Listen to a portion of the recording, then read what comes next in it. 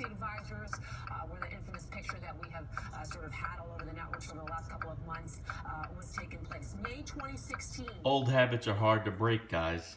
All right, so here's an upcoming review of the Gillette Mach3 Sensitive with Power. What's cool about this, and I remember when this was first released, it has this white coating and green accents, sort of for like the conservation-minded. But what was cool about the Power series from Gillette, and they've gone away from this a bit lately, is this battery powers the razor handle that supposedly sends a magnetic current up to the blades and helps raise the hairs to be cut. Let's unbox this sucker. And this is going to be my next review.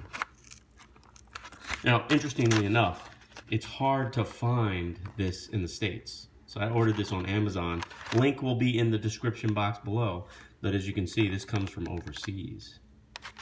So I'm not even sure it's sold in stateside anymore, but you can still get the sensitive razor blades. So if you're into that, you know, keeping the aesthetics going. All right, so here is said handle. Very nice. I need a manicure. Very nice. White with gray and green accents. Here's your power button when it is charged. The Mach3, I think, was the best razor Gillette made. I think after Mach3, it started to be sort of gratuitous. And there's a lot of people that say the Power, series is a little bit gratuitous. Doesn't really work, but here you go. Co-marketing, they did a Duracell battery in here, the copper top. Can you hear that?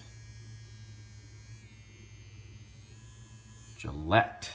So I'm gonna get this review to you as soon as possible, but I wanna thank you guys for your congratulatory comments today. It made me feel good. It's been an interesting year, and I'm looking forward to 2018 for more reviews and for more videos, just maybe not every day. As always, I want to thank you for watching, and remember, guys, Remember, keep pushing, play. And I'll see you in the next couple of days. All right, see you next time.